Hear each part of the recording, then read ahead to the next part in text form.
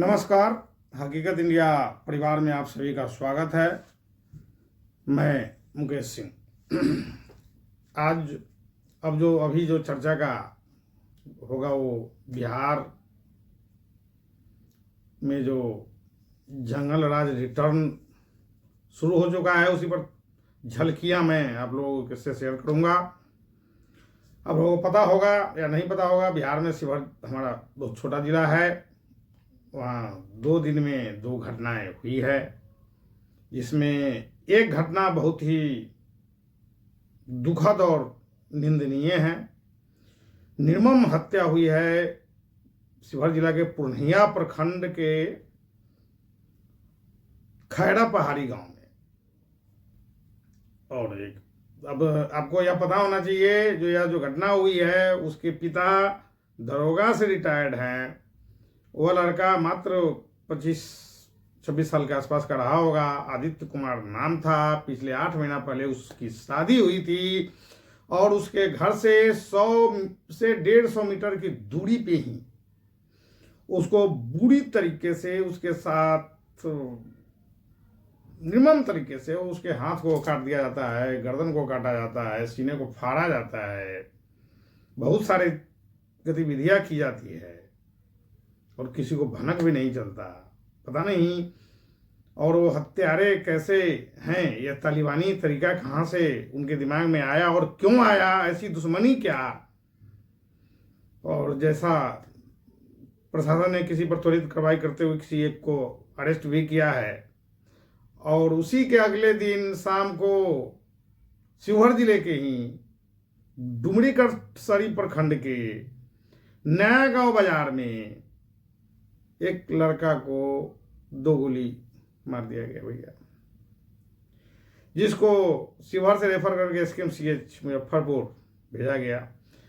हमको एक ही समझ में ना आता, ये सारी जो घटनाएं, एक शिवहर छोटा जिला है भैया, प्रशासन भी ठीक ठाक सर्विस दे ही रही है, फिर यार लोगों में इतना नफरत और वो क्यों है,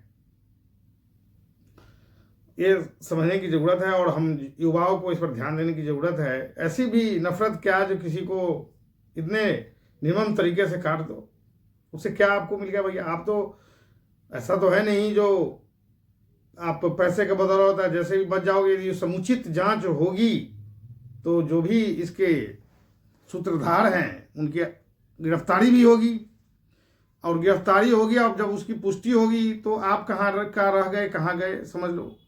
या तो इस चीज को हम युवा को समझना होगा।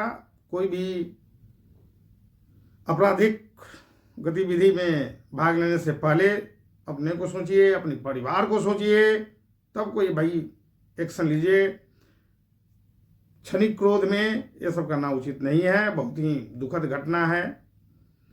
अब एक और है हमारे बिहार से आ रही है। एक तो तमिलनाडु में हमारे हिंदी भाषी के साथ जो अत्याचार और अन्याय हो रहा है, उससे भी आप लोग परिचित ही होंगे, एक मैंने भी वीडियो डाला है। अब हमारे वैशाली में एक गलवान के शहीद के पिता के साथ जो बिहार प्रशासन और शासन द्वारा जो व्यवहार किया गया है वह बहुत ही निंदनीय, दुखद, और मतलब क्या इस पर जितना भी कुछ भी बोला जाए वह कम होगा। बिहार सरकार के लिए जितनी मतलब कहा जाए जो गालियाँ निकाली जाए वो भी कम होगा, लेकिन यहाँ उस शब्द का प्रयोग करना उचित नहीं है।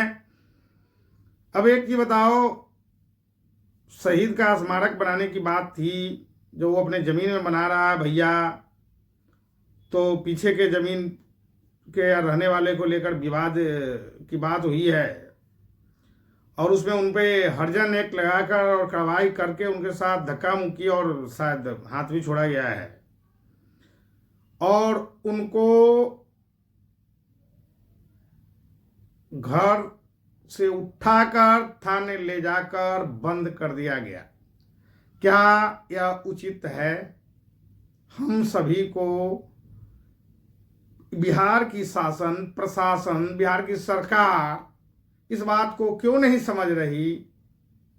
जो लोग कर रहे हैं वह उचित नहीं है। और ऐसे किसी भी गतिविधि को बिहार की जनता बर्दाश्त नहीं करेगी। यह सोचने और समझने की जरूरत है हम सभी युवा को, हम सभी बिहार वासियों को। जो बिहार सरकार का जो कार्य प्रणाली है, बिहार सरकार का जो अब तरीका पिछले 2-3 महीने से इतना निम्न हो गया है, जिस पर हम लोगों को गौर करना पड़ेगा और हम लोगों को सोचना पड़ेगा कि ऐसा क्यों हमारे जो हम लोगों का जो एक सिस्टम है, जिसके अंतर्गत जो भारतीय संविधान को भी ताक पे लोग रख देता है, शहीदों का जो सम्मान होना चाहिए वह सम्मान नहीं मिलता, आर्मी का को जो इज्जत मिलना चाहिए वह इज्जत नहीं मिलता। रक्सौल वाला घटना फिर मैं आपको एक बार रिमाइंड करा दूं, उसको भी याद करने की जरूरत और सोचने की जरूरत है। जो उसमें आर्मी जवान के साथ बिहार पुलिस ने कैसे बर्ताव किया, फिर शायद उनका जमानत आज स्वीकार कर लिया गया है, कल होगा तो अपने घर वापसी आ जाएंगे। लेकिन ये सब तरीका हम सभी को सोचना पड़ेगा। बिहार सरकार सिर्फ हम लोगों को बरगलाने का काम कर रही है, कहीं कोई न उसका डेवलपमेंट का सोच है, न कहीं कोई सामाजिक सद्भावना का विचार है।